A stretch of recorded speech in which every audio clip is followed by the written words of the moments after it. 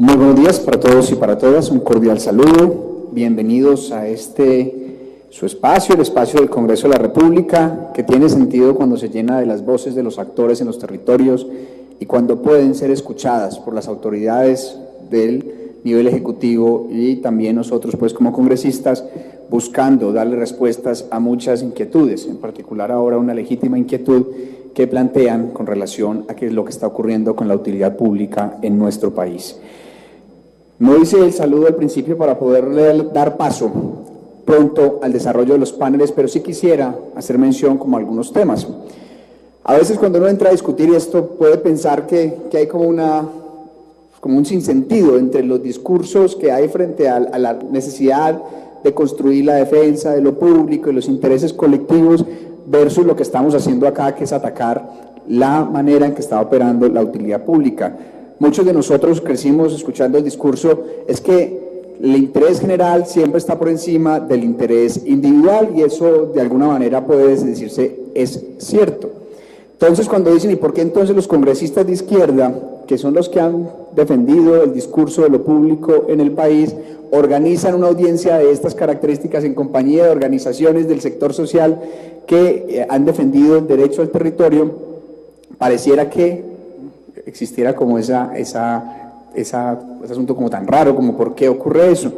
Bueno, ocurre es por lo que escuchamos en el primer panel, porque evidentemente la declaración de utilidad pública en nuestro país no ha servido para defender los intereses colectivos, sino para garantizar el beneficio de ciertos intereses económicos particulares.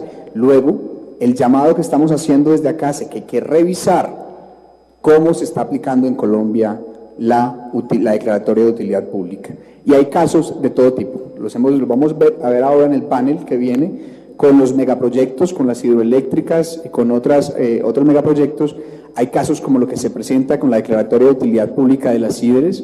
Hay casos, por ejemplo, como los que planteó Isabel Cristina, en donde algo que es de utilidad pública, como es el bosque tropical alto andino, no se compagina o no se compadece con otras declaratorias de utilidad pública donde pues lo que termina primando es un interés económico directo más allá de un interés ambiental que también es importante para el colectivo de la población.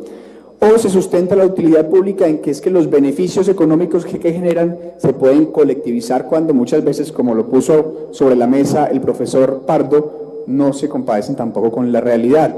Declaraciones de renta en cero de grandes empresas mineras en el país, sumados a tributaciones efectivas por estudios que también ha realizado el profesor Pardo, yo he podido conocer que no superan el 5%. Luego, no es cierto que estén generando grandes beneficios, pero sí hay unos pasivos tremendos, sociales, medioambientales, culturales, que muchas veces no son suficientemente bien tasados o no se tienen en cuenta, y bueno, y en últimas, el beneficio versus el daño no termina siendo positivo para el país. Luego no hay tal utilidad pública, pero esas empresas sí se llevan un infierno de plata y se hacen millonarios pues sacando recursos y recursos del país, dejándonos muchas veces los daños. Y creo que ese ha sido uno de los problemas también de la declaratoria de utilidad pública en el país, que claro, como está sustentada sobre todo un marco de legalidad, la Constitución, desde la del 86 hasta el 91, dice, sí, la declaratoria de utilidad pública va a estar desarrollada por la ley, y en el Congreso de la República las leyes dicen, ciberes de utilidad pública, minería de utilidad pública, dicen, es que eso es legal. Y bajo ese marco de legalidad sustentan una cantidad de acciones que por estar cobijados por esa legalidad no quiere decir que sean en sí mismas legales. Por supuesto, toda declaratoria de utilidad pública termina llevando un ejercicio de coerción, de uso de la fuerza por parte del Estado que afecta a un interés privado particular. Pero en ese ejercicio de coerción, quienes más han terminado sufriendo son las comunidades más vulnerables. ¿Por qué? Pues primero, porque no hay una adecuada tasación de los impactos, es que esto es legal. Entonces, como es legal, yo compenso ahí, como pues justifico en esa legalidad, compenso ahí nomás el daño económico y con cualquier centavo. Por poner un ejemplo, recuerdo muy bien, hace algunos años estuvieron acampando campesinos del norte de Antioquia en la Universidad de Antioquia y se generaron unos debates con la administración, los que están aquí precisamente, se generaron los debates con la administración departamental y recuerdo un caso que me llamó muchísimo la atención. Un campesino le decía al secretario de gobierno de ese entonces, venga, es que yo tenía casa y en mi casa tenía un terrenito y en mi terreno cultivaba la comida con la que mantenía a mi familia. Con lo que ustedes me están compensando, porque claro, ese terreno está desvalorizado, yo no compro casa y no compro tierra, o sea, ustedes me van a sacar de allá a aguantar hambre, o sea, no me alcanza la plata. Hombre, ¿cómo que no le alcanza la plata? Nosotros le estamos compensando adecuadamente, mire que eso está bien. Entonces, bueno, decía el campesino, hagamos una cosa, señor secretario, véndame su casa. Y el señor secretario de gobierno le dijo, no, pues qué momento, mi casa no está en venta. Ah, señor secretario, la mía tampoco estaba en venta. Y sin embargo, lo sacaron de allí. Entonces, no está suficientemente bien tasada y no se evalúan los otros impactos, los impactos ambientales, culturales, sociales que están generando los grandes megaproyectos ligados estrechamente pues a las realidades de contexto. Una son los impactos directos y la otra la realidad de contexto. Termina habiendo desplazamiento forzado y se convierten los megaproyectos en nuestro país sustentados en esa utilidad pública cuestionable, no bien tasada, no bien valorada, terminan también siendo agentes victimizantes de poblaciones que en muchos casos ya eran víctimas del conflicto armado colombiano, por ejemplo.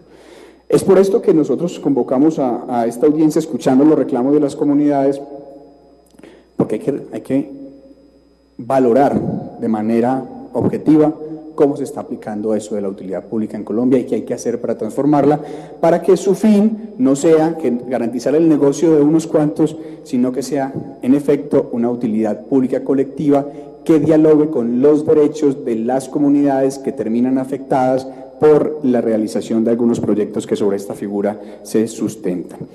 Vamos entonces a dar paso a este segundo panel para escuchar estos casos directos. Empezaremos con...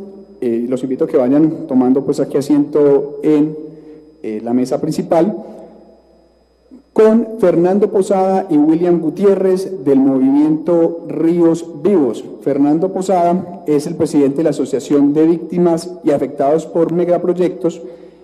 William Gutiérrez es presidente de la Asociación de Mineros y Pesqueros.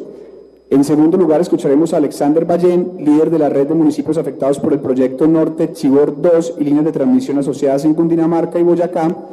Después escucharemos a Paola Bolaños, del Comité de Impulso de las Zonas de Reserva Campesinas de Cabrera, con el caso del proyecto hidroeléctrico El Paso. Escucharemos también a Carlos Andrés Santiago, de la Corporación Defensora del Agua, Territorio y Ecosistemas, que lidera la resistencia al fracking en San Martín. Luego a Fernando Vargas Valencia, abogado y experto independiente en reflexiones sobre la minería y el concepto de utilidad pública. En sexto lugar, a delegados del Ministerio de Minas y Energía. Y en séptimo lugar, a delegados de la Agencia Nacional Minera y de la Agencia Nacional de Hidrocarburos. Los invito a los que quepan en el espacio a que vayan tomando asiento, y